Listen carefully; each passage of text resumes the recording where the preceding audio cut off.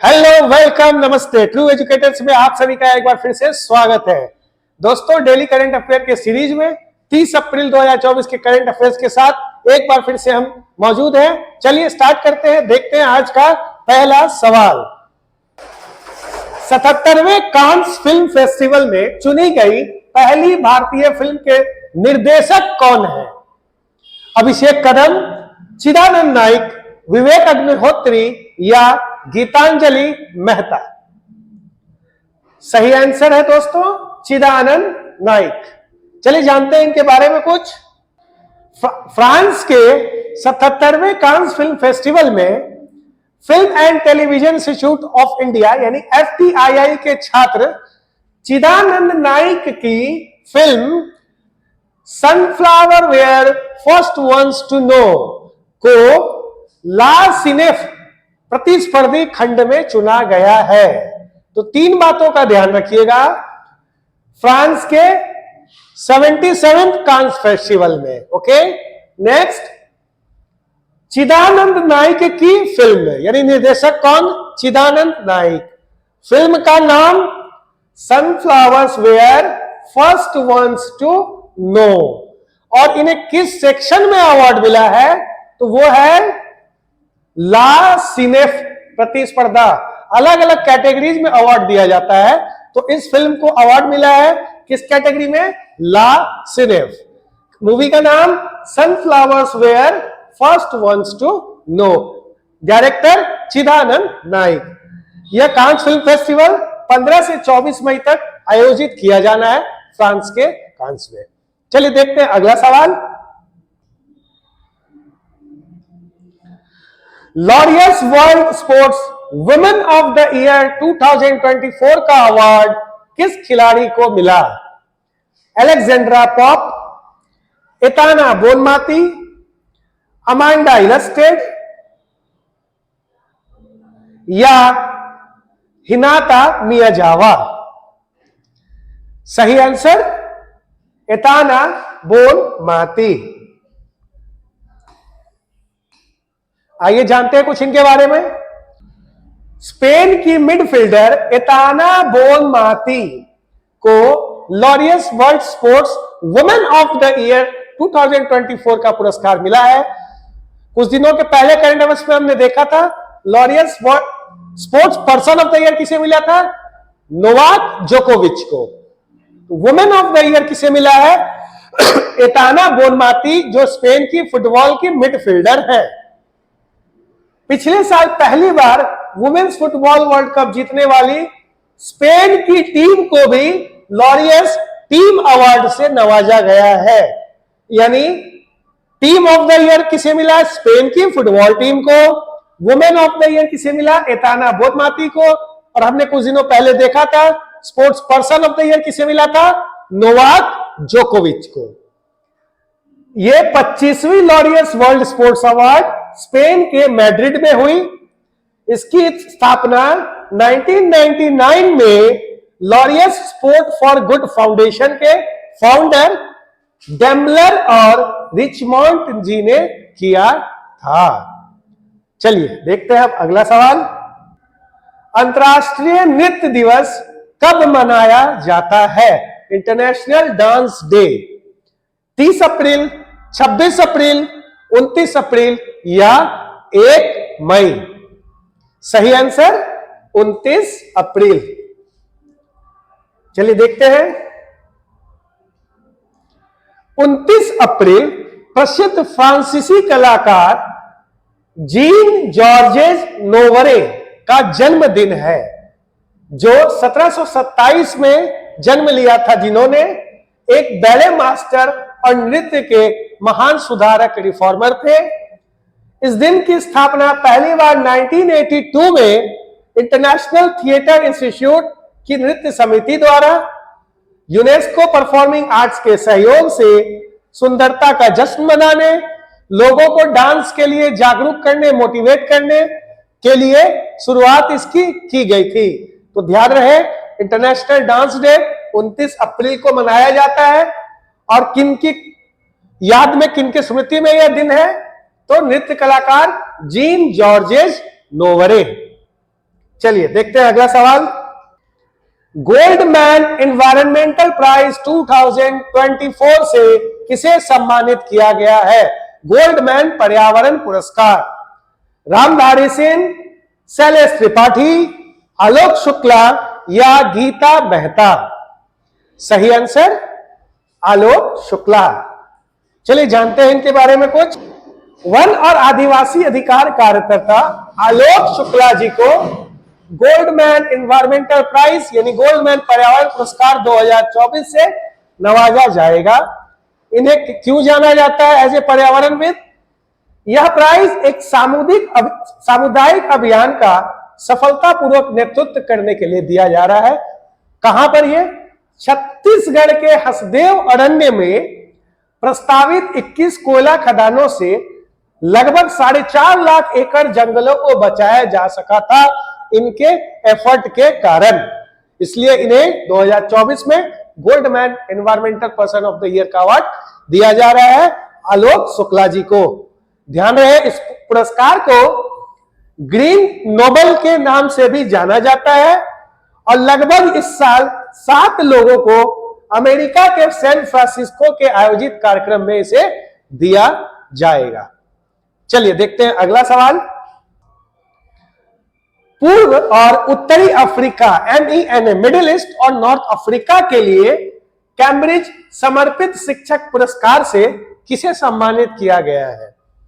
मीना मिश्रा, जीना justice, Antonio मोरी या Jack Daniel?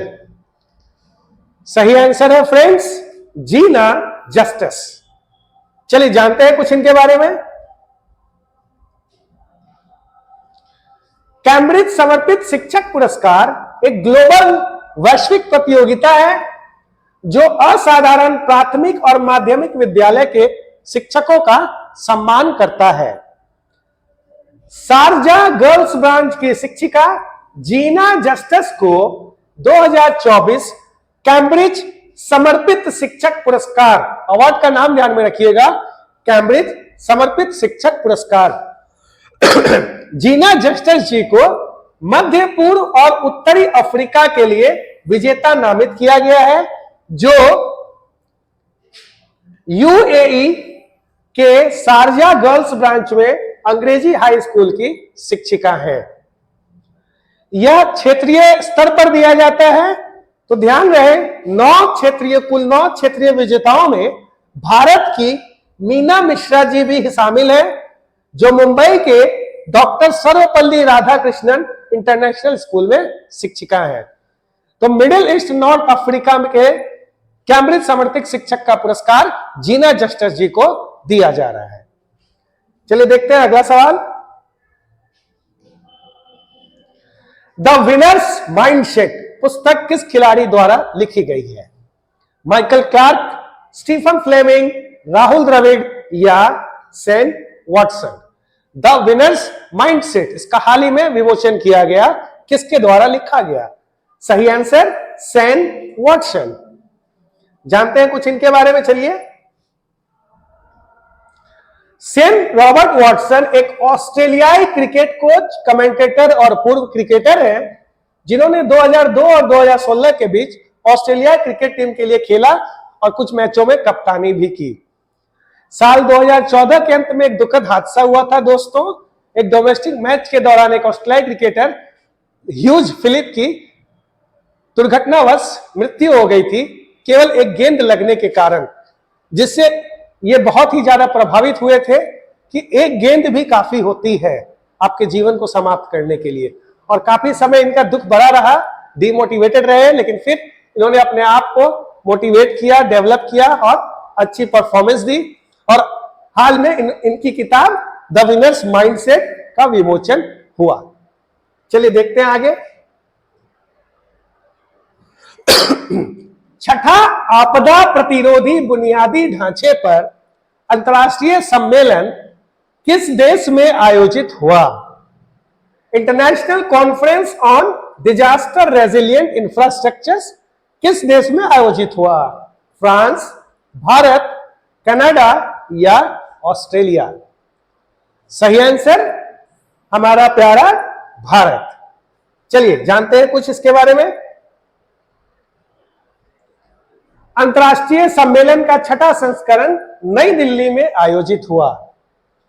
आपदा प्रतिरोधी बुनियादी ढांचे पर अंतर्राष्ट्रीय सम्मेलन ICDRI आपदा और जलवायु लचीले बुनियादी ढांचे पर चर्चा करने के लिए सरकारों, विभिन्न संस्थानों, मीडिया और बुनियादी ढांचे से जुड़े हितधारकों के लिए एक साथ मंच पर आने का एक प्लेटफॉर्म है जहां पर एक समान विचार बनाया जाता है। इसका लक्ष्य वैश्विक समुदाय के निर्माण को प्रेरित करना है जो ऐसे लचीली बुनियादी ढांचों का निर्माण करने की दिशा में काम करे जो आपदाओं और जलवायु परिवर्तन का सामना कर सके। CDRI को 2019 के संयुक्त राष्ट्र जलवायु शिखर सम्मेलन में भारत के प्रधानमंत्री नरेंद्र मोदी जी के द्वारा लॉन्च किया गया था। तो एक महत्वपूर्ण जानकारी, CDRI की स्टार्टिंग 2019 में हमारे प्रधानमंत्री मोदी जी के द्वारा इसकी शुरुआत की गई थी। चलिए देखते हैं अगला सवाल।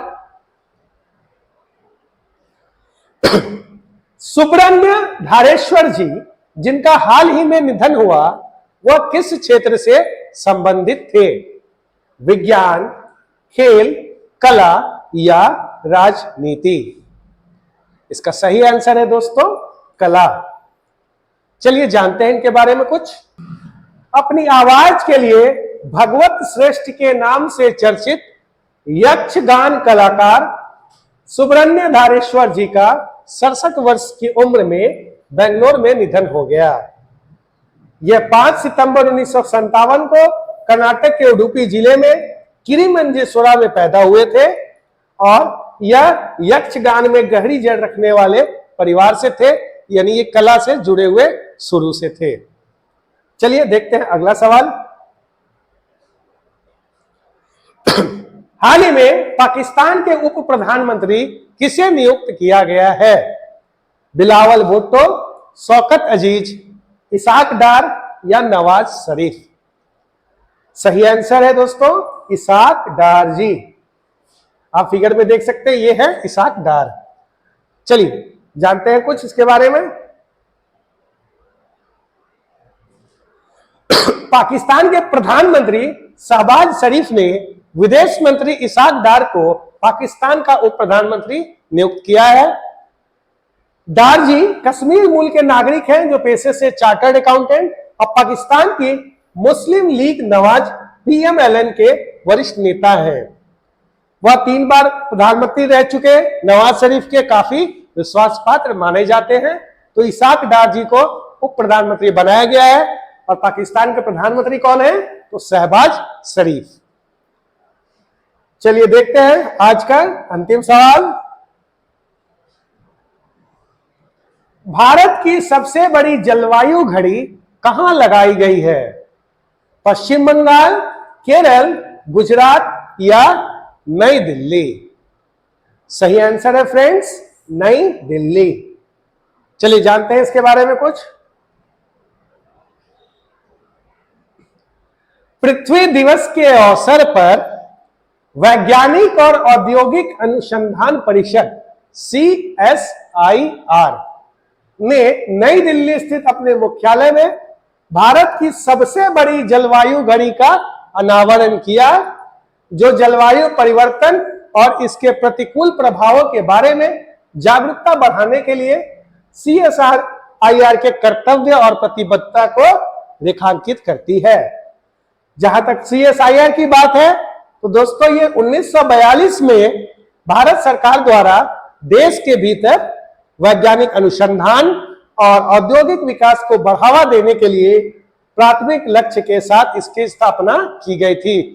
तो 1942 में CSIR की स्थापना हुई थी और सबसे बड़ी जलवायु घड़ी इसके मुख्यालय नई दिल्ली में लगाई गई है। तो स्टूडेंट्स ये थे आज के इंपॉर्टेंट 10 सवाल। उम्मीद करते हैं ये आपके सारे कॉम्पिटिटिव एग्जाम्स में काफी आपके उपयोगी साबित होंगे। जितने मल्टीपल चॉइस ऑब्जेक्टिव एग्जाम्स होते हैं, चाहे रेलवे SSC हो, TRE BPSC हो, BPSC हो, सभी एग्जाम्स के लिए काफी आपके लिए उपयोगी साबित होंगे। और आप सभी के लिए एक इंपॉर्टेंट सूचना, हमारा ट्रू एजुकेटर बन चुका है पटना के रीनोन इंस्टीट्यूट द ऑफिसर्स एकेडमी का एकलव्य अभ्यास केंद्र, जहां सारे मॉक टेस्ट यहां पर कंडक्ट करवाए जा रहे हैं। सीटेट 2024 का मॉक टेस्ट जल्दी शुरू होने वाला है, तो आप हमसे जितने जल्दी हो जुड़े और टेस्ट सीरीज को एक गति प्रदान करें, अपना कॉन्फिडेंस को बढ़ाएं। और वीडियो अगर आपको पसंद आया हो तो लाइक, कमेंट और सब्सक्राइब जरूर करें। Thank you, take care.